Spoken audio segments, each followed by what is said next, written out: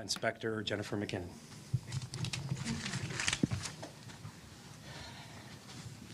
Good afternoon, everyone. I'm Jennifer McKinnon, the Inspector of our Major Crimes Division. I'm here to talk about a recent homicide that occurred over the weekend. Before I do that, I want to take this opportunity on behalf of the Winnipeg Police Service and myself to offer our sincere condolences to the family, friends, and all who knew the victims in this time of loss. This investigation is still in the early stages, but we do have some information that we are able to share with you today. On Sunday, November 26th, at about 4:05 a.m., General Patrol members from across the city responded to the 100 block of Langside Street for the report of multiple people injured.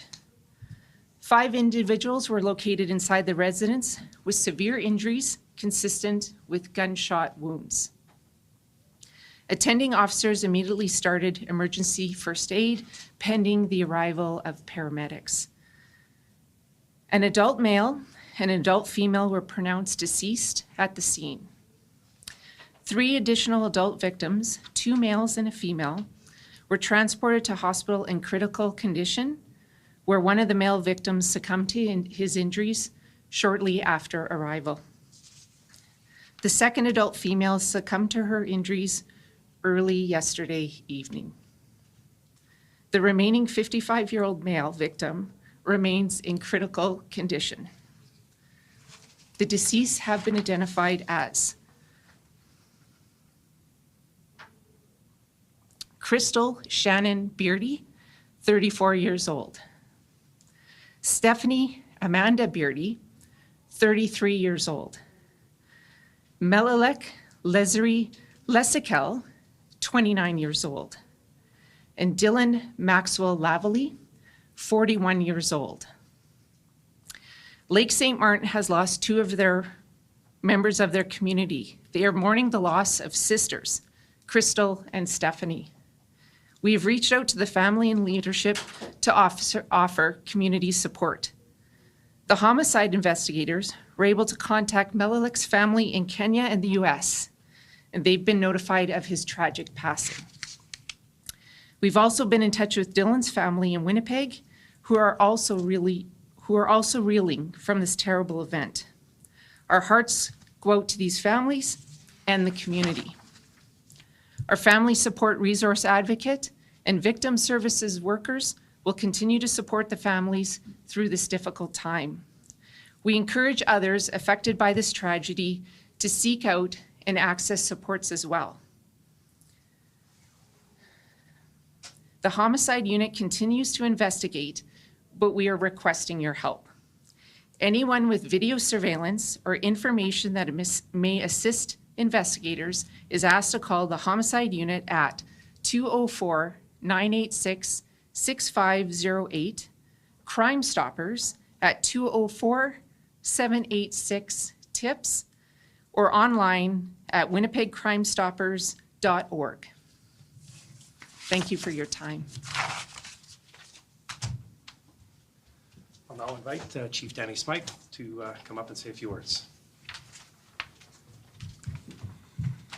Good afternoon.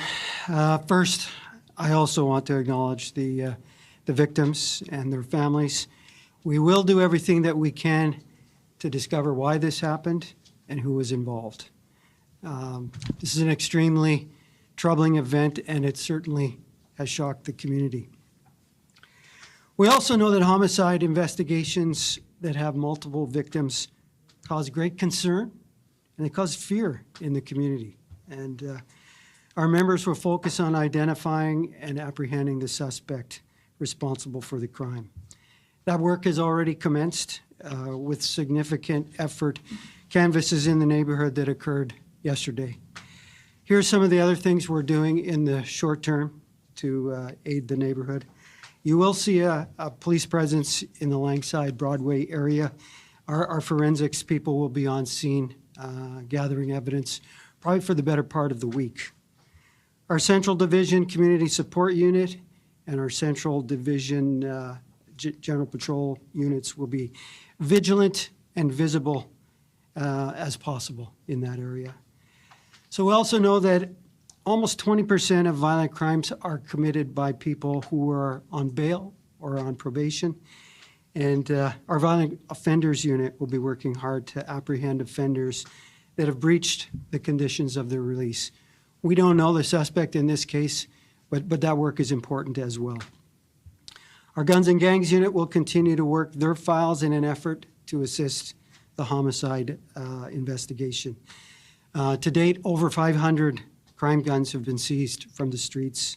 Last night alone, General Patrol officers were involved in other serious calls that saw them arrest individuals and seize firearms. Now, firearms are distinct, and we'll be watching for evidence that could link any firearms we come into contact now or in the future with the homicide on Langside.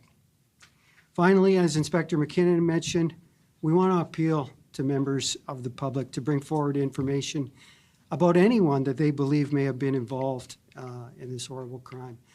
Historically, we know that tips and information from the public have helped us identify suspects and solve crimes. So someone knows about this crime as well. This is a dangerous offender, in my view, and we must do everything that we can to identify that person and take them into custody. So I think I'll leave it at there in terms of opening remarks. Certainly, we're prepared to take some questions. Chief, do you believe this is just one suspect you're looking for? We don't. I don't have any information on a suspect at all. We're still working that. Besides the two sisters, is there anything connecting all of these victims? That'll be left to the investigators to determine who and why they were in the home together. So I don't have that. Were they in one unit, or can you describe was this multiple units? Were they maybe some more benefit? So it's a multi-suite dwelling, and our understanding is they're all in one unit. Was there anyone else inside the home at the time this happened? Again, it's a multi-suite dwelling, so there were other people in other dwellings. Was this a residence known to police previously? Yes. Is there any indication that potential for gang involvement or anything to do with drugs, anything like that? Certainly nothing that we're aware of that we can share with you right now. Chief, you spoke about it being, there being some fear. I guess when there isn't a suspect known, 5 people have been shot, 4 people dead. What does that say to the community about safety and how they should be feeling right now when we don't have a suspect? Well, our members do a pretty good job of following the leads, and I expect that, there's a good chance they'll be successful here. What I say to the community about when things like that, I totally understand when we have events like this where there's multiple victims, how it would cause fear and concern in the community, but also remind people that most of us live in neighborhoods where we rarely have to deal with violent crime, and that hasn't changed. But when crimes like this do occur, I think we need to acknowledge that it does strike fear in the community. There are some neighborhoods in our city that require additional help, and right now I think West Broadway is one of those neighborhoods right now, or at least part of West Broadway needs a little attention. Is it concerning to you to not know at this stage whether or not it was targeted, random gang connections? I know it's early. It's not concerning to me. It's 24 hours. Our members will follow the investigation the way it goes and where it goes. Again, I have to emphasize early days here. So it's not like a television program. It's not going to be over in an hour. Is it the same Chris Shannon who has been charged with 5 counts of arson damage to property in 2012? I'm sorry, could you say that again? Is it the same Chris Shannon who has been charged in 2012 with 5 counts of arson damage to property? I don't know, but we can certainly follow up with you. Can you tell us which were the deceased at the scene so we can distinguish between? Actually, I don't actually know myself, but we'll certainly.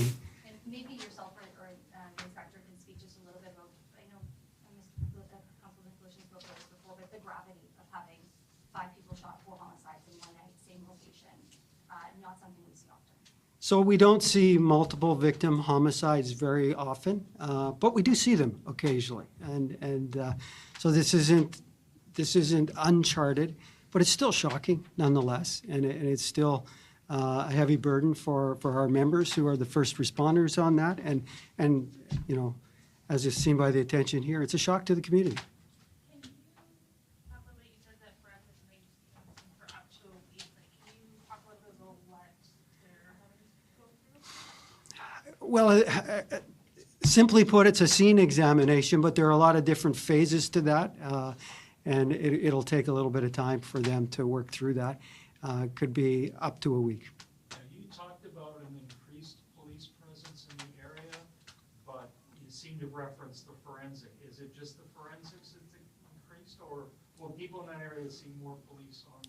So they'll definitely see the forensics and the backup of forensics present on Langside for the balance of the week. I mentioned our community support officers and our general patrol. They're pretty vigilant about what's happened, so any additional time that they have, they'll be paying some special attention to the area, to the neighborhood. Can you give us a picture of what was going on inside this suite? I can't actually. That's part of the investigation. I don't even know what happened in the suite yet. Got to let the investigators do their thing. And do you know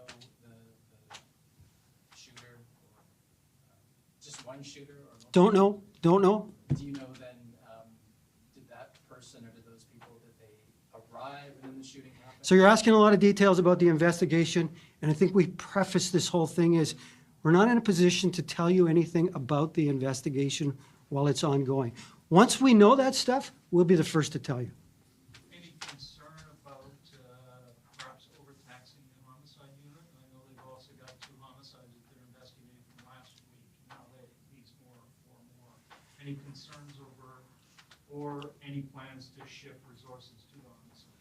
So I had an opportunity to spend some time with the homicide unit yesterday, and remarkably, they're doing pretty well. You bring up a valid point, Glenn. This is probably the 10th file that they've managed in November alone. My concern, however, is it would shift to our frontline people. They're the ones that get there first. They're the ones that manage the witnesses and manage the victims. They're the ones that are doing the heavy lifting at the front end of this. This is fatiguing to our members and stressful, frankly. And let's keep in mind that they're also the same people that are dealing with all the protests that have been going on since October 7th as well. So we are taxing our frontline people pretty significantly. Chief, you spoke about the number of guns seized, and obviously this is a gun-involved homicide. Can you speak just on the prevalence of guns and shootings and homicides this year? Is it worse than others? Are we seeing it worse than others? So I think we've got the breakdown. I can certainly give you the breakdown of gun-related homicides. I don't have the figure in front of me. Gun violence was trending down across the city in every part of the city except the Central Division. That's where these homicides occurred. So we know that Central Division, and in particular the West Broadway neighborhood, needs a little extra attention right now. Overall, we were seeing things trend down, but violent crime in Central Division is trending up. So that's something we'll want to focus on.